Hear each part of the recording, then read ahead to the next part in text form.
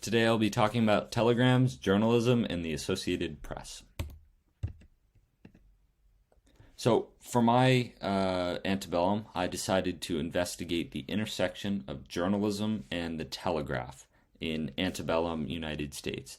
So, I kept my thesis statement pretty broad, but for the sake of this presentation and the time limitations, I ended up focusing down to the Associated Press, which you'll see in a minute. But my thesis is the unique technical characteristics of the telegraph, decreased bias, and increased accuracy of the antebellum-US's news. So, before we can really start talking about the telegraph and journalism and how bias was influenced by this invention, we just need to be on the same page about what the telegraph actually is.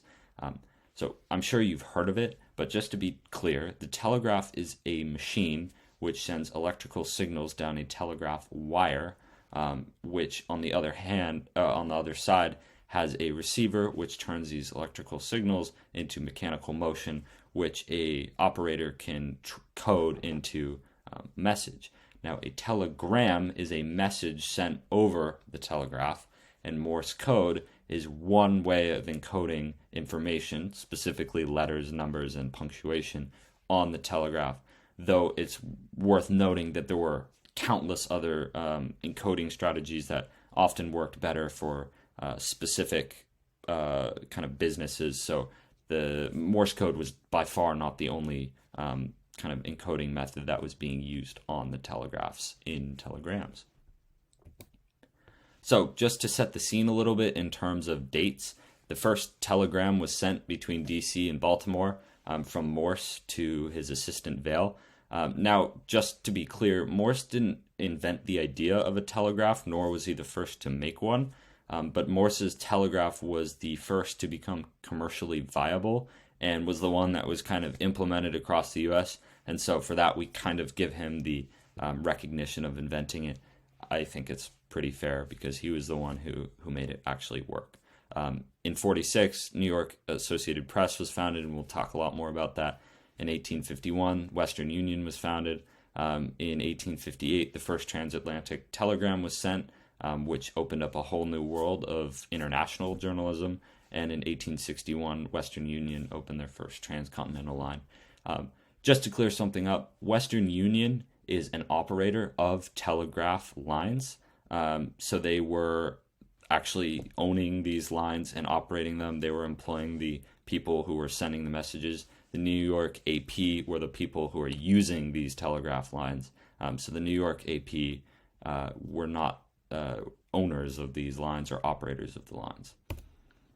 So before the telegram or telegraph, journalism at the time was quite slow. International news was more like international history. It often took months for news to cross continents or even within the same country.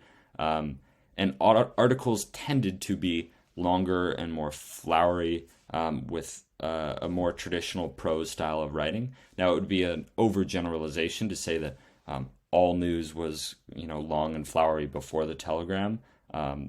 But it is worth noting that the telegram and the telegraph considerably added to this kind of trend towards a shorter and more concise way of writing that we see nowadays. Some people will contribute the invention of the telegraph to the idea of the inverted pyramid that you might see in journalism. There's debate whether this is actually the case, but there is no doubt that it contributed to some degree. So, the New York Associated Press. They are really the perfect case study of this intersection between the telegraph and journalism. The New York AP, which you might know as the AP nowadays, they had a little rebranding a little while ago. So they are the same company. They've been around for quite a while. It was founded in 1846 around the start of the Mexican-American War by 5 daily New York papers to reduce costs of transmission of telegrams between the battlefront and New York. The only major competitor to the New York AP, or just the AP, was the Western Associated Press, and even they didn't really pose much of a threat to AP's dominance.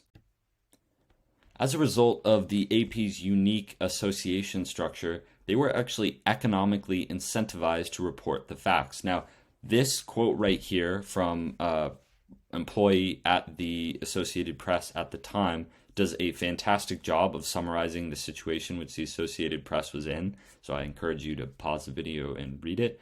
But basically, because the Associated Press was providing information to a bunch of different newspapers, and each newspaper had its own political bias, they reached an agreement with these newspapers to provide just the facts and nothing else, and then the newspapers would add their own comments and their own political skew. And so the result was a foundation which was economically incentivized to report nothing but the truth, which is quite a nice or cool idea, in my opinion. They were also very cost-focused. Because the AP was sending enormous loads of telegrams across the country throughout the year, reducing message size and avoiding extra costs was really important to keep them afloat. So the journalists at the AP were encouraged to write in extremely brief styles, which prioritized the important facts over the smaller ones.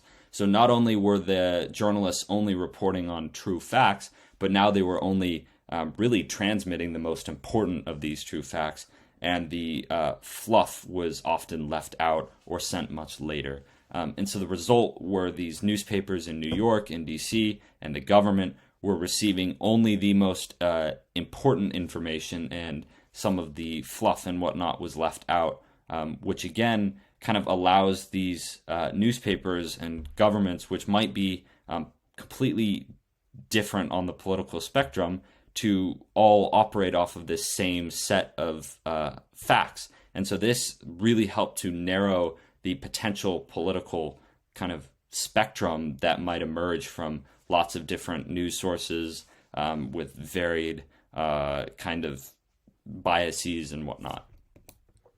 Finally, the New York AP had an incentive to mediate news to ensure its accuracy. So there was one classic example in 1864 where competitors to the New York Associated Press published or transmitted this message that Lincoln was going to call up almost 500,000 troops and designate a day to national humiliation. This crazy story. It was published by some of these newspapers, but those who relied on the Associated Press ended up not publishing it because the Associated Press had blocked it internally because it had been deemed suspicious. And the result was the New York Associated Press's reputation on the back end was drastically increased because all these other competitors had published this ridiculous story that really wasn't true.